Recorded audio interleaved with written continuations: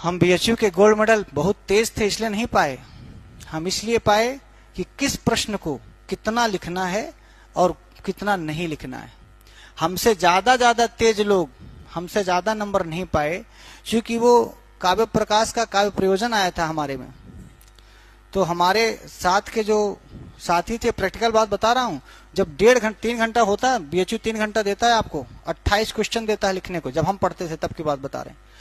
तो वो 1.5 घंटे बीत गया, इतना पढ़े थे बच्चे, बीएचयू के लड़के बहुत होशियार होते हैं, इतना पढ़े थे, सबको आता था, 28 के 28 क्वेश्चन हम सब लोगों को आते थे। शायद ही ऐसा कोनो गधा रहा होगा कि जो काव्य प्रकाश में सवाल पूछे गए थे वो प्रत्येक व्यक्ति को आता था। 28 कर नहीं पाए सब, 28 के 28 सवाल हम करके आए थे। पूछो क्यों? क्योंकि हम सब लोग जब 1 घंटे की घंटी बजी तो हमारा ऐसे बैठते थे सब लोग परीक्षा देने ना, तो 1.5 घंटे में जो सबसे तेज लड़का था हमारी क्लास का, तब वो काव्य प्रयोजन लिख के खाली हुआ, इतना आता था उसको कि 1.5 घंटे का प्रयोजन लिखा। आगे के 1.5 घंटे में उसके सारे क्वेश्चन छूट गए, वो 60 नंबर पाया और हम 96 नंबर पाए काव्य प्रकाश में, 96 100 में। क्यों? क्योंकि हम कुछ छोड़े नहीं, हम 15 मिनट में काव्य प्रयोजन लिखे। भैया निकलो, ज्यादा लिखोगे सारा लल्लू लाल हो जाओगे। हम 15 मिनट में काव्य प्रयोजन का वो काव्य प्रकाश का लिखे, वो 1.5 घंटे लिखा। ऐसा नहीं था, वो बहुत तेज था। 10 नंबर के सवाल में हो सकता है हमको 9 मिला हो, उसको 10 में 10 मिला हो, पर 11 तो नहीं मिलेगा। 10 नंबर के सवाल में 11 तो माना कि हमको 9 मिला होगा, बाद में उसको 100 में 60 ही मिला, हमको 96 मिला, क्योंकि हम हर सवाल को किए थे। हर सवाल ऐसे घड़ी ले जाते थे, घड़ी पहनना तब था, और ऐसे अपने सामने रख लेते थे। भाई साहब घड़ी बताएगी किस सवाल का कौन सवाल कितना नंबर का है और हम कितना नंबर देंगे, ये मैनेजमेंट था मेरा। भाई साहब 10 नंबर दे रहे हो 15 मिनट, 5 नंबर दे रहे हो 3 मिनट। एक 5 नंबर का सवाल आया था कि मेघदूतानुसारम, मेघदूत अभी हमारे पाठ्यक्रम में था, लिखा था मेघदूतानुसारम अलकापुर्याः वर्णनम क्रियताम। मेघदूत के अनुसार अलकापुरी का वर्णन करोगे ना तो कम से कम 1.5 घंटे लिखो तो भी कापी नहीं भरेगी, इतना अलकापुरी का वर्णन है। नंबर था 5, हमने लिखा 3 मिनट में, 3 मिनट्स।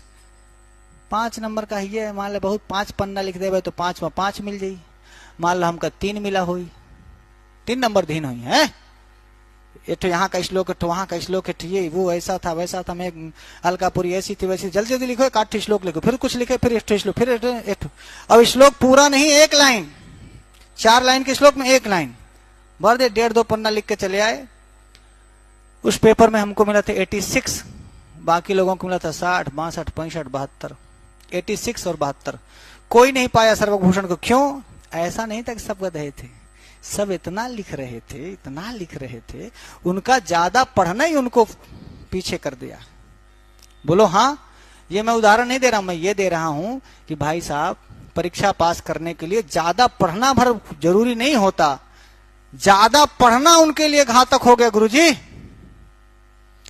जब हम प्रीवियस में टॉप किए, हमारा नंबर ज्यादा आया, तो हमारी प्रीवियस में बीएचयू में कोई वैल्यू थी नहीं, हम तो बिचमा में बैठते थे, पीछे के जनते नहीं रहे। तो उस दिन बहुत सारे लोग पूछे कि सर्वभूषण कौन है, कौन है भैया सर्वभूषण, किसका साले का ज्यादा नंबर आया है कि। उस दिन हमें बहुत लोग जाने, उस दिन बहुत लोग जाने, तो लगे लोग सवाल पूछने लगते हैं ना, क्लास वाले बड़ा तेज है, नंबर ज्यादा पाया।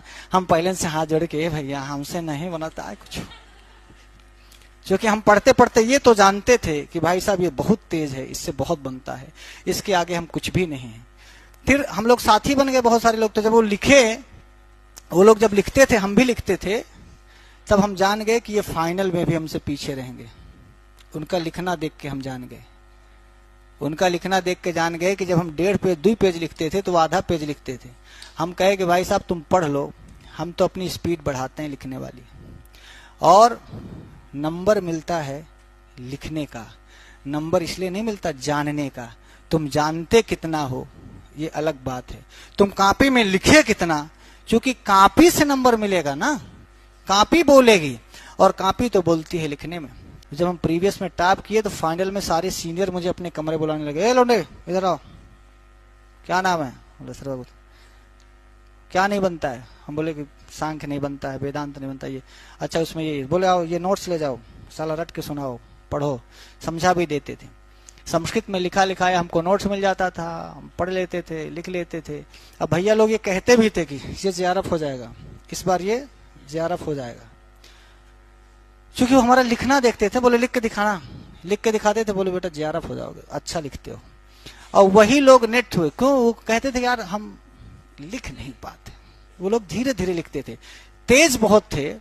जेआरएफ हमारा ही हुआ, उन लोगों का नेट हुआ। हम आज भी उनका सम्मान इसलिए करते हैं, इसलिए नहीं बता रहे हैं, हम आपको इस बात पे बताने लगे, अपनी कहानी नहीं सुना रहे थे, इस बात पे बता रहे थे कि भाई साहब बहुत बार ऐसा होता है कि आप क्या पढ़ते हो और कितना पढ़ते हो और किस तरह से पढ़ते हो, इसका बहुत महत्वपूर्ण योगदान आपके जीवन में होता है। इसलिए यहां भी इन सब चीजों में, इस पूरे कहानी के पीछे का मोरल वैल्यू सिर्फ आपको ये दे रहे हैं कि भाई साहब हम टीजीटी की तैयारी कर रहे हैं ना, हमें कितना पढ़ना है, कब पढ़ना है, कितना पढ़ना है और कैसे पढ़ना है, इसको सीखे रहो।